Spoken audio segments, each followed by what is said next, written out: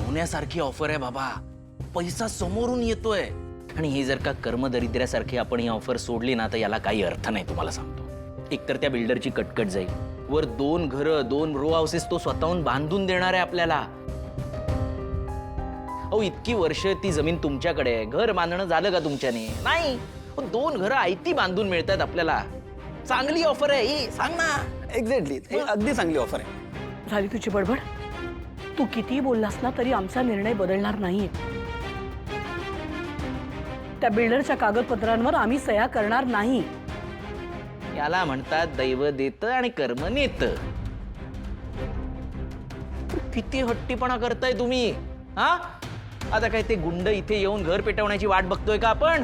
संतोष, काय संतोष आई, तुमच्या हट्टीपणाची किंमत आपल्या सगळ्यांनाच मोजावी लागते. त्या दिवशी वरदला जवळजवळ किडनॅप केलं होतं त्यांनी, आणि तुम्हाला पण अपघाताची धमकी दिली आहे ना त्यांनी. मग का सोडत नाही तुम्ही हट्ट? अरे सोडा, देऊन टाका ती जमीन त्या बिल्डरला. बाबा हे बघा, दादा जे काही बोलतोय ना ते अगदी बरोबर बोलतोय. कशाला तुम्ही विषय वाढवताय? तुम्ही सह्या करून टाका ना. लगेच करून टाका. मी विषय वाढवतोय? मी तुम्हाला दोघांना माझा निर्णय कधीच सांगितलाय, पण तरीही तुम्ही हट्ट सोडायला तयार नाही आहात. करू काय मी? म्हणजे तुम्ही तुमचा हट्ट सोडणार नाही, मी पण सोडणार नाही हा विषय. हे बघा बाबा, तुमचं आता वय झालंय. आता स्वतःचा विचार करण्यापेक्षा पुढच्या पिढीचा विचार करा, आमचा विचार करा जरा. का आम्ही मुलांनी बोलल्यावर ते ऐकायचंच नसतं तुम्हाला? तेव्हा बरोबर तुमची तत्व आड येतात. तुमच्या मुलींनी, जानू आणि भावनाने काही सांगितलं की तुम्ही तत्व सगळी विसरून जाता.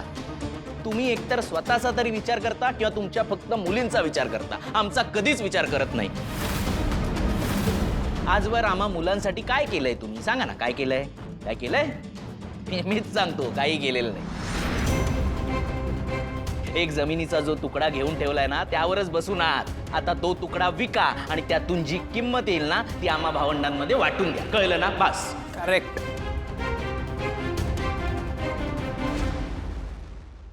संतोष, आम्ही आई वडील म्हणून कसे नालायक आहोत हे तू कितीही वेळा बोललास ना तरी त्याने काही फरक पडणार नाहीये. आणि दोघं एक लक्षात ठेवा, तुम्हाला जे सांगायचं होतं ते तुम्ही सांगितलं, आम्ही दोघांनी ते ऐकून घेतलं आणि आमचा निर्णय तुम्हाला सांगितलाय. संतोष, काहीही झालं ना, म्हणजे कुणी माझ्या मानेवर सुरा ठेवून जरी मला सही करायला लावली तरी देखील मी सही करणार नाही म्हणजे नाही.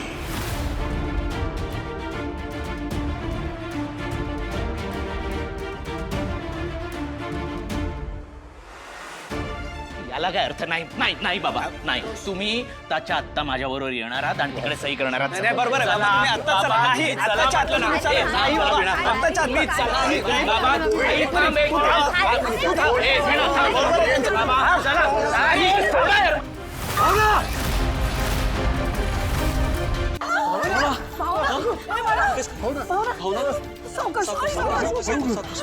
सावकाश. भावना, अरे देवा, इथे बस.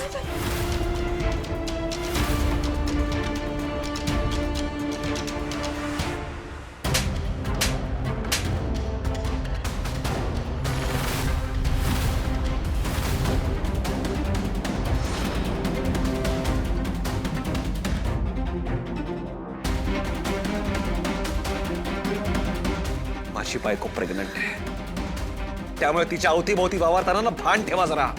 आणि एक गोष्ट नीट लक्षात ठेवा, तुमच्यामुळे भावनाला किंवा आमच्या मुलाला काही झालं ना तर सोडणार नाही तुम्हाला. ए, तू माझ्याच घरात येऊन मलाच दमदाटी करतोयस हा? अहो, दमदाटी करणारा मी कोण आहे हो? जशी भावना माझी बायको आहे ना तशी तुमची बहीण सुद्धा आहे.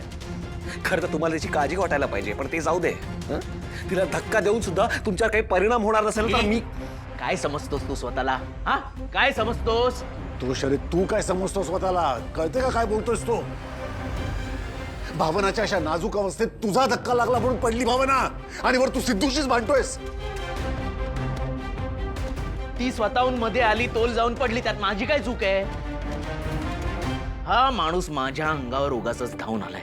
अरे काय समजतोस काय तू स्वतःला? हा, कोण समजतोस? राहू द्या ना संतोष, आता खरं सांगू तर मला ना वाद घालण्यात अजिबात रस नाही तुमचा. काय राहू दे, दाखव ना, दाखव दाखव दाखव दाखव. चले, मी नाही घाबरत तुला. दाखव, काय बोलतोयस तू? संतोष बस. तुझ्या वागण्याला ताळतंत्र नाही, बोलण्यात खान नाही. हे बघ, झालं तेवढं पुऱ्या. तुझा तमाशा झाला असेल तर निघ आता. जातोच आहे, नाही राहायचं मला या मोडक्या घरात. तू कशाला थांबलायस? अलीकडनं निघता जाता.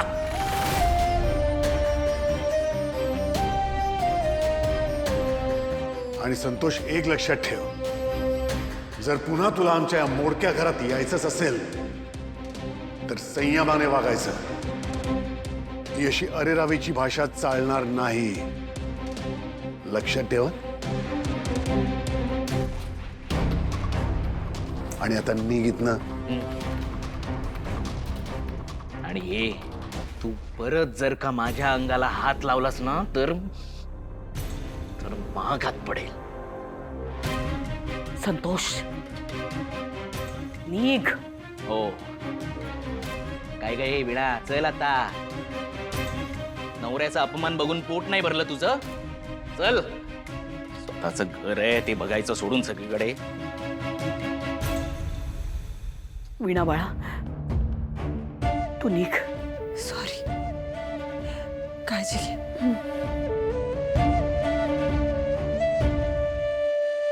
भावना, तू ठीक आहेस ना? अगं, तू अशी पडलीस आणि मी मात्र. सिद्धिराज, मी ठीक आहे, नाही झालंय मला काही.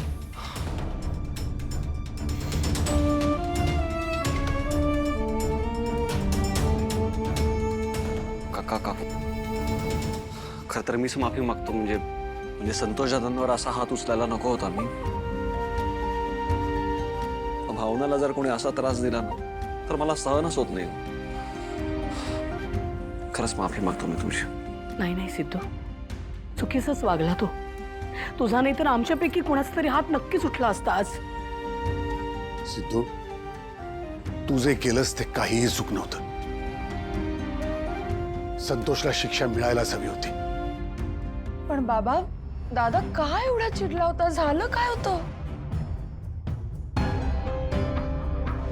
भावना ताई, आता संतोष दादासनी चिडायला काय कारण लागते वे? मी काय म्हणते, आज चांगला दिवस आहे, तुझा वाढदिवस आहे बाळा. आता हा विषय नको, पुरे आरतीचं औक्षण करूया. आरती बाळा, ये ग. आई येते ग.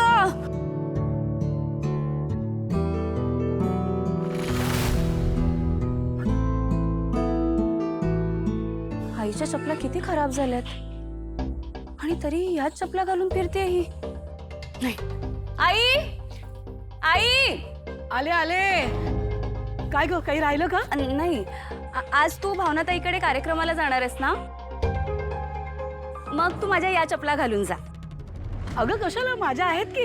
मी सांगते ना, तू कार्यक्रमाला जातेस आणि माझ्या या चपला तुझ्या या साडीवर सूट पण होतील म्हणून म्हणते, घाल ना प्लीज. अगं नको, काय आहे, रोजची चप्पल असेल ना तर चालायला बरं पडतं. आणि तुझी चप्पल ना जरा घट्टच होईल बघ मला. माझ्या चपला अजिबात तुला घट्ट बसणार नाहीत, कारण मी ऑलरेडी या सैल घेतल्यात आणि माझं ठरलंय, मी तुझ्या चपला आज घालून जाते आणि तू माझ्या. हे फायनल आहे, मी तुझं ऐकणार नाहीये.